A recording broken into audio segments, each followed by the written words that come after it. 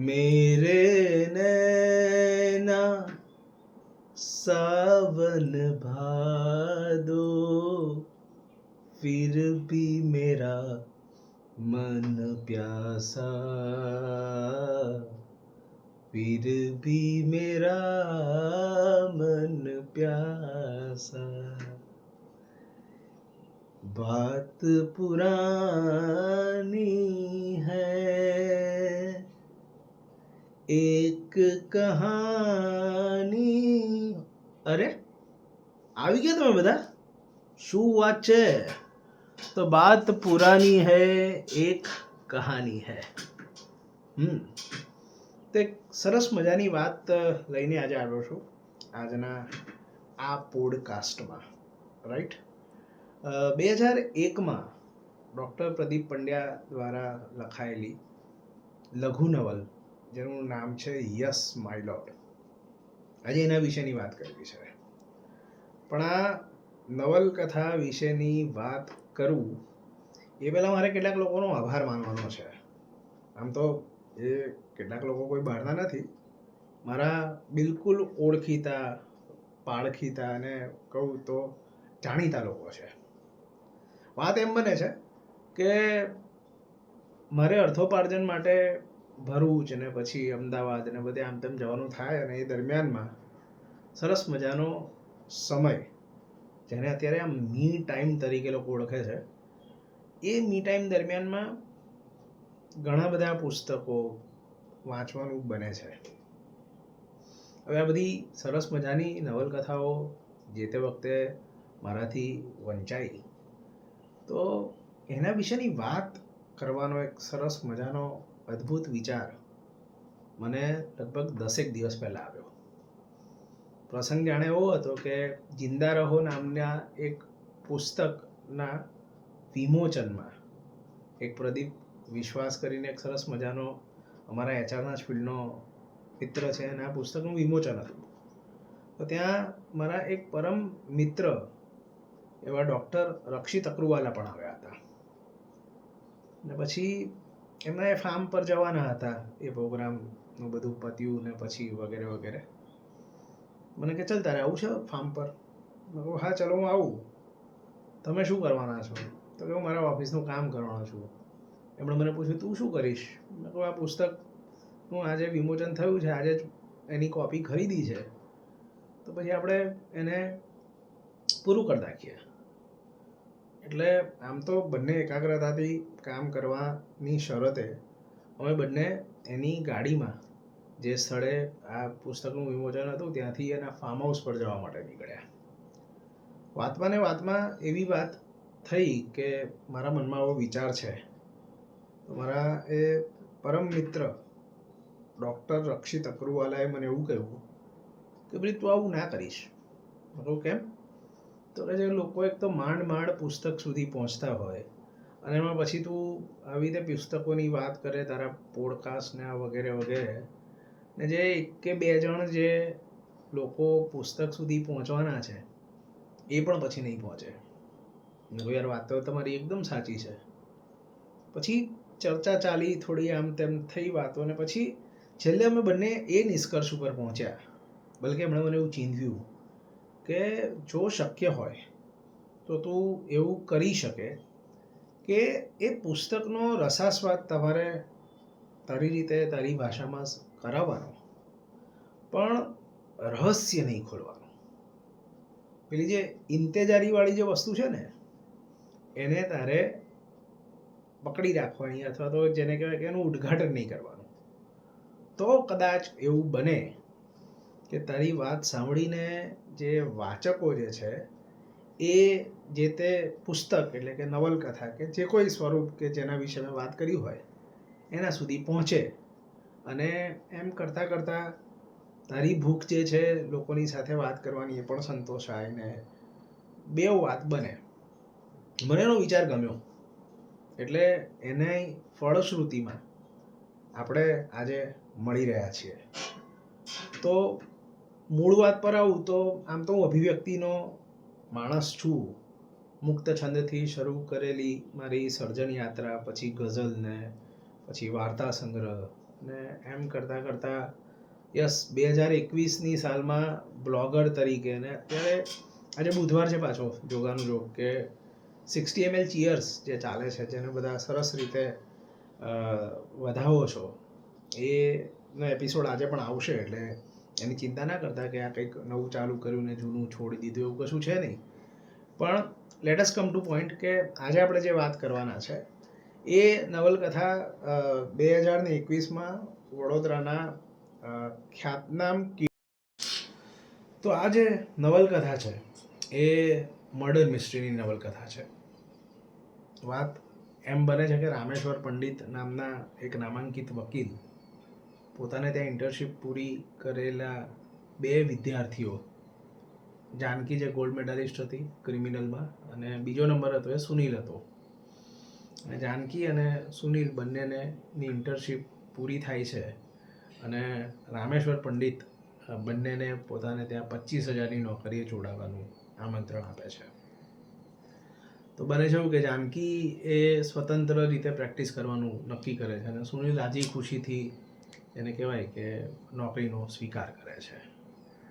હવે વાત એમ બને છે કે જે જાનકી જે છે એ શહેર એટલે અમદાવાદની સરસ મજાની સાંજ અને સરસ મજાના વિસ્તારોની વાત આ નવલકથામાં થઈ છે. અને આખો જે પરિવેશ છે એ અમદાવાદનો છે. 2001ની સાલનું અમદાવાદ તમે પકડીને ધારી શકો, અથવા તો જેને કહેવાય કે લોકાલ જે છે એ 2001ના અમદાવાદની આસપાસનો, એટલે સીજી રોડ ને આ બધી વસ્તુઓ ત્યાં સરસ રીતે એનું વર્ણન છે. ત્યાંના હોટલનું વર્ણન છે, ત્યાં બધા દરબારો દરવાજા ખોલે છે અને આવી બધી આલિશાન બધી વાતો છે. તો જે જાનકી જે છે એ ઇન્દ્રવદન શાહ નામના એક બિલ્ડરની દીકરી છે, અને જે સુનિલ જે છે એ એક જેને કહેવાય કે વકીલાતમાં ની ઇન્ટર્નશીપ પૂરી કરી અને એની પરફોર્મન્સના આધારે રામેશ્વર પંડિતે તેને 25,000ની જોબ ઓફર કરી છે. જોબ બંનેને ઓફર થઈ છે, પણ જાનકી એ અલગ મિજાજની છે. અહીંયા એનો મિજાજ ખબર પડે છે આપણને કે કયા પ્રકારની છે જાનકી. તો જાનકી સ્વતંત્ર રીતે પોતાનું જેને કહેવાય કે પ્રેક્ટિસ કરવાનું નક્કી કરે છે. બંને વચ્ચે વાત થાય છે, બંને એકબીજાના પ્રેમમાં હોય એવી પ્રતીતિ આપણને પહેલાં જ પ્રકરણમાં થઈ જાય. અને એવી પણ ખબર પડે કે ભાઈ જે સુનિલ જે છે એ કોઈ પણ પ્રકારનું રિસ્ક લેવા નથી માગતો, અને બલકે જેને કહેવાય કે સિક્યોર અને સેફ લાઈફ જીવવા માગે છે, જ્યારે જાનકી એ જેને કહેવાય કે પરાક્રમી છે. તો એ દરમિયાનની વાતમાં 1-2 વસ્તુઓ જેને કહેવાય કે નવલકથાનો બીજ જે મૂકે છે અહીંયા સરસ રીતે ડૉક્ટર પ્રદીપ પંડ્યા મૂકે છે કે ચર્ચા એમાં એવી થાય છે કે ભાઈ જે અસીલ જે છે એનું જે સત્ય છે એ જ વકીલ માટે સત્ય હોય છે. આવી એક ટિપ્સ જેને કહેવાય કે એ રામેશ્વર પંડિત આપે છે. વકીલ માટે અસીલનું સત્ય એ જ સત્ય છે, જ્યારે ત્યાં જાનકીનો અલગ સ્વભાવ એવી રીતે ઉપસી આવે છે કે એ સામે આર્ગ્યુમેન્ટ ચર્ચામાં એવી કરે છે કે હું એવું માનું છું કે ભલે અસીલ આપણી પાસે આવીને જે કંઈ વાત કરતો હોય એ સાચી જ છે એવું નહીં માનવાનું, પણ એક શંકાનો કીડો મારી અંદર મારા માઇન્ડમાં બેક ઓફ ધ માઇન્ડને હું જીવતો રાખીશ. પરંતુ રામેશ્વર પંડિત એવું કહે છે કે સફળ વકીલ બનવું હોય તો અસીલના સત્યને જ આપણે વળગી રહીએ તો આપણને સફળતા મળે. આવી એક ચર્ચા થાય છે, અને એમાં એક જેને કહેવાય કે બહુ જ જગદોજહેદવાળી વાત, ને આમ તો કહેવાય કે ઇમ્પોર્ટન્ટ એવી વાત આ જ્યારે થાય છે ત્યારે સુનિલ અને જાનકી બંનેની સાથે સાથે એક એ જ ફર્મમાં કામ કરતા અન્ય એક વકીલ રાજેશ સોલંકી જે છે કે જેની અછડતી વાત આવે છે કે બહુ જ હોશિયાર વકીલ છે, પણ એની કોઈ આઈડેન્ટિટી નથી, કારણ કે એ છેલ્લે તો કામ કરી રહ્યો છે રામેશ્વર પંડિતની નામાંકિત ફર્મમાં. તો આના ઉપરથી આપણને એ બી ખબર પડે છે કે જાનકી જે સ્વતંત્ર થવા માગે છે એની પાછળના રીઝન શું છે, કે ગમે એટલી હોશિયાર છે પણ છેવટે કહેવાય તો એવું જ કે ભાઈ એ રામેશ્વર પંડિતના વકીલ છે, અને એવી કોઈ આઈડેન્ટિટી એ પોતે ધારણ કરવા માંગતા નથી. તો વાત એમ બને છે કે આવી ચર્ચાના અંતે બંને છૂટા પડે છે, અને મિર્ચી નામની એક જેને કહેવાય કે હોટેલ છે ત્યાં બંને મળે છે. બીજા દિવસથી સુનિલે પોતાની નવી નોકરી જે રામેશ્વર પંડિતને ત્યાં થવા જઈ રહી છે એની એને ખુશી છે ને પેલી જે જાનકી જે છે એ પોતે પોતાની ઓફિસ શોધશે અને સાંજે આપણે પાછા મિર્ચી રેસ્ટોરન્ટમાં મળીશું એવી વાત કરીને પહેલું પ્રકરણ પૂરું થાય છે. એ દરમિયાનમાં આગળ વાત બને છે તો એવી બને છે કે જાનકીના પિતા જે ઇન્દ્રવદન શાહ એક બિલ્ડર છે એ સાંજે જ્યારે જાનકી ઘરે પહોંચે છે ત્યારે વિસ્કી પીતા હોય છે. એટલે બિલ્ડર હોવું આટલા મોટા બિલ્ડર તરીકે નો જેને કહેવાય કે પ્રોફાઇલ હોય અને ધનાઢ્ય કુટુંબોમાં ભલે પછી ગુજરાત હોય પણ નવલકથાકારો હોય કે ફિલ્મ મેકરો હોય એ બધા ગુજરાતના પરિવેશમાં ભલે ફિલ્મ બનતી હોય. આજકાલ એવી પેટર્ન છે કે એવી નવલકથામાં પણ એવી વાત આવે છે કે શરાબનું સેવન કરતા ગુજરાતીઓને અવારનવાર બધા નવલકથાઓ એ ક્યાંક ને ક્યાંક લેખતા હોય છે અથવા તો એનો ઉલ્લેખ એવો આવતો હોય છે અને એવું કહેવાય કે ભાઈ કાગળ ઉપર તો પીવા દો. ઠીક છે, આ વાત બહુ મહત્વની નથી, પણ ત્યારે જાનકી જે છે એ ઘરે પહોંચે છે ત્યારે એના પિતાજી એ વિસ્કી પીતા હોય છે. બંને કેવો દિવસ રહ્યો અને આવી બધી વાતો કરે છે ને એમ કરતાં કરતાં બંને જેને કહેવાય કે પછી જાનકી જે છે એ પોતાના બેડરૂમમાં જાય છે અને એ દરમિયાનમાં પછી સુનિલની સાથે ફોન પર વાત થાય છે. એની માતાનો 3 વર્ષ પહેલાં પક્ષઘાતથી મૃત્યુ થયું હતું તો એની માનો ફોટો પણ છે એ બેડરૂમની અંદર. એને જુએ છે અને ટૂંકમાં 1-2 કેસની ફાઇલો ને બધું રિફર કરે છે, કોડ ઓફ કન્ડક્ટ જુએ છે. આમ કરતાં કરતાં સુનિલની સાથે વાત કરે છે ને બંને સરસ વાત કરી અને ફોન મૂકે છે. બીજા દિવસ સવારે એવું બને છે કે ઇન્દ્રવદન શાહ જે છે એ ડાઇનિંગ ટેબલ ઉપર એની રાહ જોતા હોય છે, બ્રેકફાસ્ટ ટેબલ ઉપર, ને તે વખતે છાપું વાંચે છે ને વગેરે વગેરે. અને આ છાપાની અંદર એક સમાચાર આયા જે હોય છે એ સમાચારની સાચી વાત અથવા તો જેને કહેવાય કે એ ખબર વિશેની માહિતી આગલા દિવસે સુનિલ એક બાહોશ વકીલ તરીકે અથવા તો એની પાસે ઇન્ફોર્મેશન આવી હોય છે. એવી રીતે એ પેલી મિર્ચીની મુલાકાતમાં એવું કહે છે કે તને એવું ખબર છે કે આવતીકાલે ખબર એવા આવવાના છે કે એક કોલગર્લ છે ને જેનું નામ છે અંજલિ મહેતા અને એનું મર્ડર થયું છે. આવી વાત અછળતી સુનિલ કરે છે. એ દરમિયાનમાં ઘટનાક્રમમાં એવું બને છે કે જે રાત્રે ઇન્દ્રવદનભાઈ અને દીકરી જાનકી જે પેલી બાજુ મેં કહ્યું કે સુનિલની સાથે જાનકી જ્યારે વાત કરતી હોય છે એ અરસામાં એક બીજું દ્રશ્ય અથવા તો કટ ટુ એવું બને છે કે પોલીસ સ્ટેશનમાં એક ફોન આવે છે અને એમાં જે સોમસી જે છે એ હવલદાર છે અને એવું કહે છે કે ભાઈ ડ્રાઈવ વ્યૂ નામના એક બિલ્ડિંગમાં એક ખૂન થયું છે અને મંગલ નામના લિફ્ટમેને આ ખબર એમને આપી હોય છે અને અજીત ઇન્સ્પેક્ટર, બાહોશ ઇન્સ્પેક્ટર પોતાના સોમસી જે હવલદાર છે એને લઈ અને બાઇક ઉપર નીકળે છે એ તરફ જવા માટે. તે દરમિયાનમાં એક વાત એવી બને છે કે જે ઇન્સ્પેક્ટર અને સોમસી વચ્ચે એટલે હવલદાર અને ઇન્સ્પેક્ટર વચ્ચે જે વાત થાય કે ભાઈ તને શું લાગે છે આ ખૂન કોણે કર્યું હશે, એટલે સોમસી હવલદાર એવું કહે છે કે કોનું ખૂન થયું છે ખબર પડે તો આપણે એના વિશે વાત સારી રીતે થાય. પણ મોટે ભાગે એવું બનતું હોય છે, આ બહુ મહત્ત્વનું છે કે પુરુષોનું જે મર્ડર હોય એ સ્ત્રીઓ કરતી હોય છે ને સ્ત્રીઓનું મર્ડર જે છે એ પુરુષો કરતા હોય છે. આવી એક વાત એ બંને વચ્ચે થાય છે ને પછી જે એનો જે ફ્લોર 501 કરીને જે 5મા માળ ઉપર લિફ્ટમેન લઈ જાય છે, દરવાજો ખુલ્લો હોય છે. અજીત ઇન્સ્પેક્ટર જુએ છે તો ત્યાં એક મહિલાની લાશ પડેલી હોય છે જે અંજલિ મહેતા, અને ત્યાં બધું જે સામાન્ય રીતે જે ઇન્સ્પેક્ટર્સ જોતા હોય એ બધું, એટલે એની અંદર એનું વર્ણન આવે છે કે ભાઈ ત્યાં પણ વિસ્કીના 3 ગ્લાસ ભરેલા હતા ને રિવોલ્વર પડી હતી ને ખૂન થયેલું હતું ને ઘરેણાં પહેરેલા હતા અને જેને કહેવાય કે એ જે સ્ત્રી હતી એ બ્યુટીફુલ હતી અને દેખાવડી હતી ને એની લાશ ત્યાં પડી હતી વગેરે વગેરે. આ બધા નિર્ણયોને આવું બધું જેને કહેવાય કે કોઈ નિર્ણય પર આવતા નથી.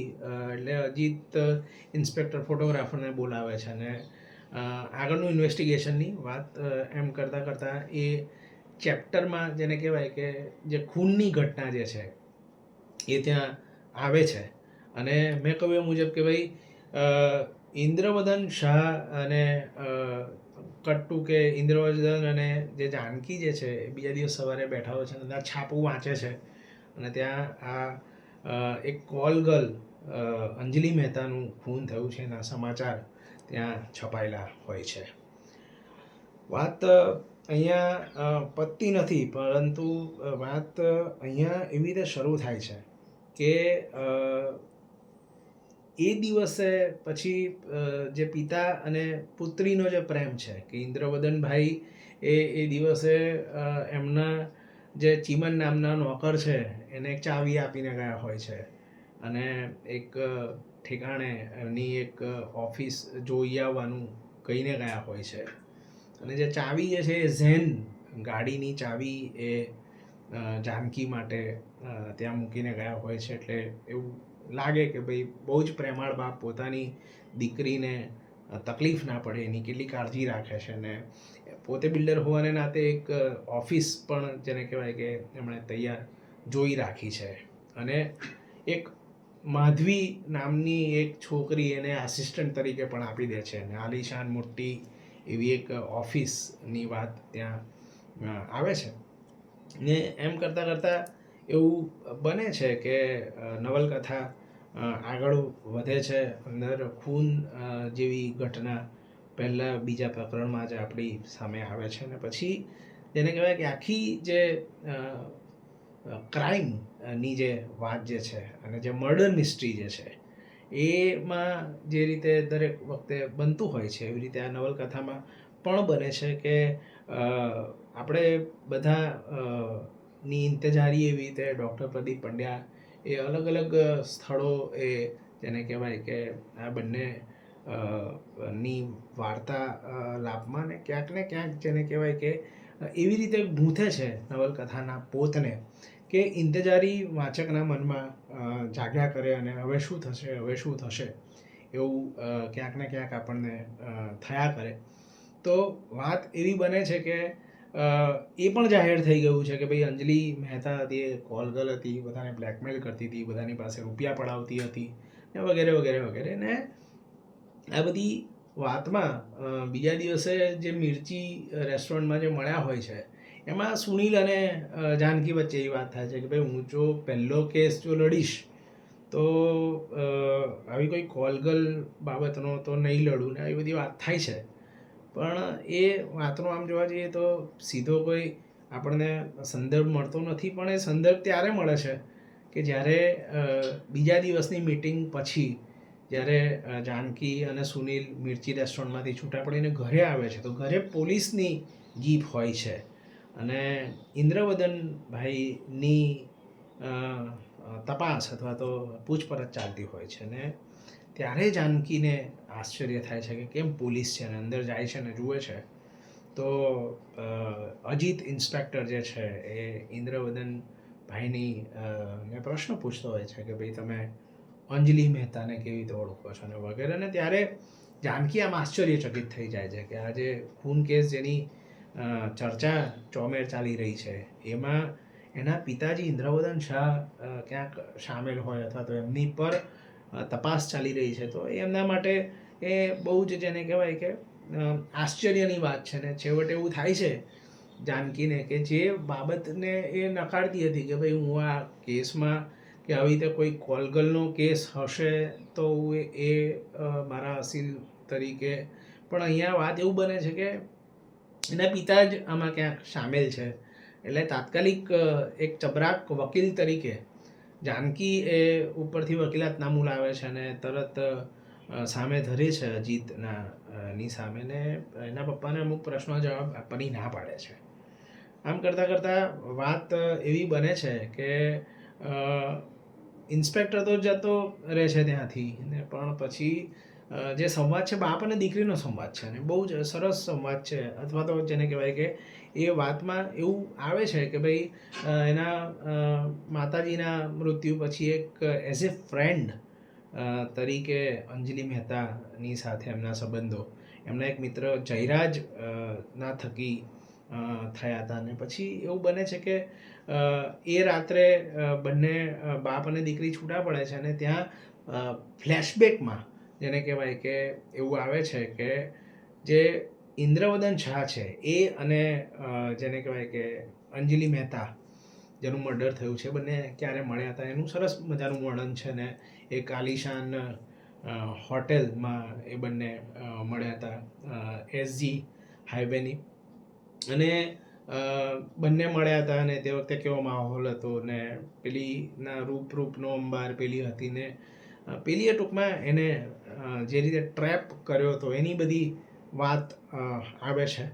ને એમ કરતાં કરતાં ફ્લેશબેકમાં એ બંનેના સંબંધો, અને એ કોલગલ હતી એ પણ એ જાણતા જ હતા, પણ બધી ઘણી બધી માહિતીઓની આપલે એની સાથે થઈ હતી. ને એક વાત એમાં એવી આવે છે કે આગળ જતાં કોર્ટમાં જ્યારે ઉલટ તપાસ ચાલતી હોય છે તે વખતે એવું બને છે કે વકીલ એવું પૂછે છે અમને ઇન્દ્રવદન શાહને કે ક્યારેય એવું બન્યું છે કે તમે એમના ઘરે અચાનક જઈ આવ્યા હોવ કે એવું કંઈક થયું હોય વગેરે વગેરે. તો કે ના, હું ફોન કરીને ને જ જતો હતો. એટલે પછી એમાં કટાક્ષમાં પેલા વકીલ એવું એમને કહે છે કે ભાઈ તમે જાણતા જ હતા ને કે કોલગલ છે, એટલે કોઈ ત્યાં છે કે નહીં એની પહેલાં ખાતરી કરો ને પછી તમે મળવા જાઓ, એવું કંઈક બ્લા બ્લા બ્લા એવું કંઈક આવે છે, એવું એક ઉલ્લેખ કંઈક છે. પણ ટૂંકમાં એવું કહીશ કે આ નવલકથામાં ના પોતને બહુ જ સરસ રીતે ઘડ્યું છે ડૉક્ટર પ્રદીપ પંડ્યાએ. એ પછી આગળ જતાં એવું બને છે કે જયરાજના થકી આ બંને જે મળ્યા હતા ત્યાર પછી કોઈ પણ પ્રકારના બીજા અન્ય પુરાવાઓ એમની સામે બીજા ન મળતા, પણ વાત એવી ઉઘડે છે કે જે દિવસે મર્ડર થયું હતું એ દિવસે 11:30 વાગે ઇન્દ્રવદન ત્યાંથી નીકળ્યા હતા એના ફ્લેટમાંથી જ્યાં મર્ડર થયું છે ત્યાંથી. અને જ્યારે આ જે મર્ડર થયું છે એ જગ્યાથી ઇન્દ્રવદનભાઈ નીકળ્યા હતા, અને ત્યાં જે એક રિવોલ્વર મળી છે, ને ત્યાં દારૂના ગ્લાસ મળ્યા છે, ને એની પર ફિંગરપ્રિન્ટ જે છે એ ઇન્દ્રવદન ભાઈના હોવાને કારણે એની ધરપકડ જે છે એ ઇન્સ્પેક્ટર અજીત કરે છે. અને જ્યારે એની ધરપકડ થાય છે ત્યારે પછી ફરીવાર પાછા જેને કહેવાય કે સુનિલ અને જાનકી બંને પોતાના ગુરુ રામેશ્વર પંડિતને મળવા માટે જાય છે.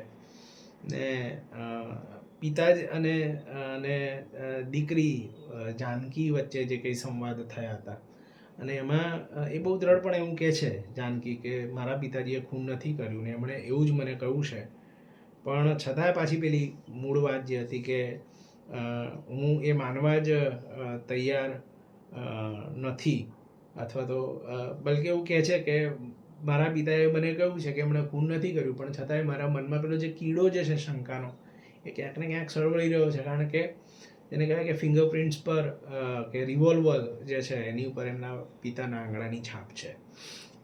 તો આમ કરતાં કરતાં વાત આગળ વધે છે, અને વધતાં છેલ્લે એવું બને છે કે સામે ભરત પરમાર એક સરકારી વકીલ છે, એ બંને અને જે કહેવાય કે જાનકી, આ બંનેની દલીલ અને દાવાની સાથે આ નવલકથામાં ધીમે ધીમે જેને કહેવાય કે બધા પુરાવાઓ રજૂ થાય છે. ને એમ કરતાં એક જગ્યાએ વાત એવી આવીને ઊભી રહે છે કે એક ફોન આવે છે, અને એ ફોનમાં ઇન્સ્પેક્ટરને એવો ફોન આવે છે પોલીસ ચોકીમાં કે એક સીતારામ તડવી નામના વ્યક્તિનો ફોન આવે છે, અને જે એક્ઝેક્ટલી પછી એ સીતારામ તડવી કોણ છે તો એની વાત આગળ જતાં એવી ખુલે છે કે સીતારામ તડવી તો એક સામાન્ય ચોર છે જે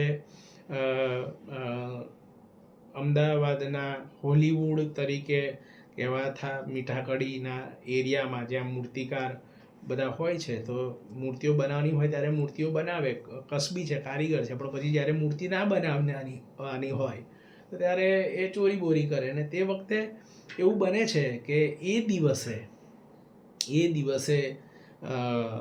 ત્યાં એ હાજર હોય છે, બલકે એ ખૂનના પ્લેસ ઉપર એ સીતારામ તડવી પણ ગયેલો હોય છે.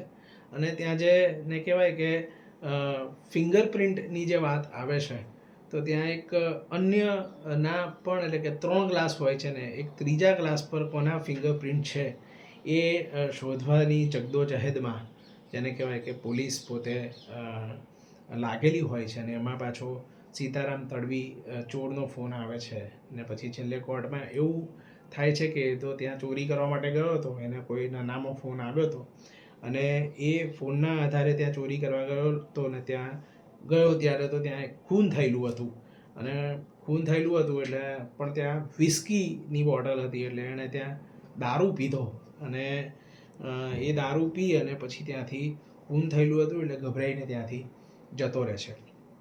અને આમ કરતાં કરતાં છેલ્લે એ જે ત્રીજો માણસ જે કોણ છે એની પણ ભાળ મળે છે. પોલીસની મહેનતથી એ માણસ કોર્ટમાં રજૂ પણ થાય છે, પરંતુ ક્યાંય એવા નક્કર પુરાવાઓ મળતા નથી કે જેથી એવું સાબિત થાય કે એ જે ખૂન જે થયેલું જે છે એ ઇન્દ્રવદન શાહ એ જ કર્યું હોય એવો કોઈ પુરાવો ત્યાં મળતો નથી. તો આમ કરતાં કરતાં સરસ મજાના આ નવલકથાના માં જે ક્રાઇમ થયેલો છે, મર્ડર થયેલું છે, એની મિસ્ટ્રી જ બની રહે છે. અને છેલ્લે એવું થાય છે કે પુરાવાઓના અભાવે છેલ્લે ઇન્દ્રવદનને જે આપણા નાણાવટી વિપુલ નાણાવટી જે જજ છે એ કશું જ સાબિત ન થવા ના કારણે છેલ્લે જે ઇન્દ્રવદન શાહ છે એમને છોડી મૂકે છે. આવી એક વાત બને છે અને એના બાબતની એક પાર્ટીનું આયોજન ઇન્દ્રવદન શાહના ઘરે કરવામાં આવ્યું હોય છે. ને ત્યાં વાતમાં જેને કહેવાય કે મોણ નાખતા હોય એવી રીતે આમ કરીને કંઈ નવલકથા પૂરી નથી થઈ જતી, પણ અહીંયા હવે વાત એવી ઉઘડે છે કે એ દરમિયાનમાં એક ફોન આવે છે જ્યારે જોરદાર પાર્ટીનું આયોજન કરેલું હોય છે. ને તે વખતે એક ફોન જે ઉપાડે છે એ જે ફોન પર વાત ચાલે છે એ જયરાજ અને ઇન્દ્રવદન શાહ આ બંને જણ કંઈક વાત કરે છે. અહીંયા રહસ્ય સ્ફોટ કરવાની મારા મિત્રએ ના પાડી છે એટલે અહીંયા હું વાતને ઉઘાડતો નથી, પણ એ જે ફોન પર વાત જે ચાલતી હોય છે એ એક્ઝેક્ટલી જે જાનકી જે છે એ સાંભળી જાય છે. હવે એ વાત સાંભળ્યા પછી જાનકી સુનિલને લઈ અને પાર્ટીની જગ્યા પરથી બહાર નીકળે છે અને બંને જણ એવું નક્કી કરે છે કે આપણે પેલા ફ્લેટ ઉપર ફરીવાર જઈએ. અને ત્યાં ફ્લેટ ઉપર એ જ્યારે જાય છે ત્યારે એક જેને કહેવાય કે બંને બહુ જ એક કોઈ નિર્ણયની સાથે ગયા હોય છે ને એ નિર્ણયને પાર અથવા તો એમણે ચોક્કસ કારણથી ગયા હોય છે. અને એ ચોક્કસ કારણ એવું હોય છે કે એને જે વાત સાંભળી છે એની પરથી એ ત્યાંના ફ્લેટની ચાવી જે પેલો જે લિફ્ટવાળો જે ભાઈ હતો જેણે સૌથી પહેલાં ડ્રાઈવ વ્યૂના મંગળને એની સાથે વાત કરીને બંને એ ફ્લેટમાં પાછા પ્રવેશ કરે છે. આમ તો સીલ કરેલો હતો પણ ચાવી મંગળની પાસે હતી અને બંને બધા જ જેને કહેવાય કે બેડરૂમની ના ગાદલાઓ કાઢી નાખે છે અને આવું બધું કરતાં કરતાં છેલ્લે એવું બને છે કે એક વાયર જે છે એ જતો હોય છે અને ત્યાં એક ટેપ રેકોર્ડર હોય છે અને એ જે ટેપ રેકોર્ડરમાં જેને કહેવાય કે રેકોર્ડ થયેલી જે કેસેટ છે અથવા તો જે વોઇસ છે એ બંને સાંભળે છે. એટલે સુનિલ પણ સાંભળે છે ને જાનકી પણ સાંભળે છે. અને એ શું સાંભળે છે એ જાણવા માટે તમારે યસ માય લોર્ડ વાંચવી જરૂરી છે. છેલ્લે એવું બને છે કે જાનકી અને સુનિલ બંને એ ડ્રાઈવ વ્યૂમાંથી નીકળે છે અને જાનકી પોલીસ સ્ટેશન તરફ ગાડી લઈ જવાનું કહે છે અને સુનિલ પણ એની સાથે જાય છે. હવે અહીંયા આ નવલકથા આવી રીતે પૂરી થાય છે. તો આ નવલકથામાં જે સૌથી વધારે મને વાત ગમી એ ગમી કે એક દીકરીનો પોતાના બાપને બચાવવા માટેનો જે સંઘર્ષ છે એ બહુ સરસ રીતે ડૉક્ટર પંડ્યાએ અહીંયા મૂક્યો છે. બાપ અને દીકરીના સંબંધોની સરસ મજાની વાત છે. અને એક બીજી બાજુ જેને કહેવાય કે એક પક્ષે એક વકીલ દીકરી છે ને બીજી બાજુ છેલ્લે જ્યારે આ ટેપ જ્યારે પણ સાંભળે છે ને છેલ્લે એવું નક્કી કરે છે કે સત્યની શોધ કરવા માટેનું એક જેને કહેવાય કે એને જે બીડું ઝડપ્યું હોય છે એક વકીલ તરીકે. અને જ્યાં શરૂઆતમાં જે વાત મૂકેલી હતી કે ભાઈ જે અસીલનું સત્ય છે એ જ વકીલનું સત્ય છે કે નથી એ જાણવા માટે તમે યસ માયલોર્ડની પાસે જાઓ. તો મિત્રો આ રહસ્યને રહસ્ય તરીકે જ રાખી રહ્યો છું. હું એવું જાણું છું કે અત્યાર સુધી તમે આ વિડીયોની સાથે ટકી રહ્યા છો, મારી સાથે મારી વાતને તમે સાંભળી રહ્યા છો. એવું બતાવે છે કે તમારા જે ટેરવા છે એ ચંચળ નથી. તમને જો સરસ મજાનું કન્ટેન્ટ અને કોન્ટેન્ટ જો પીરસવામાં આવે તો તમે પણ એને માણો છો. અને આ એક મારો વિનમ્ર પ્રયાસ છે. આવતા બુધવારે અથવા તો એવું કહીશ કે હવે ફરી ક્યારેક એકવાર આવી જ કોઈ નવલકથા કે કોઈ એક બુક રિવ્યૂની સાથે રહસ્ય ઉદ્ઘાટન કર્યા વગર તમારા મનની અંદર ઇંતેજારી જગાવવાની શરતે ફરીવાર મળીશું.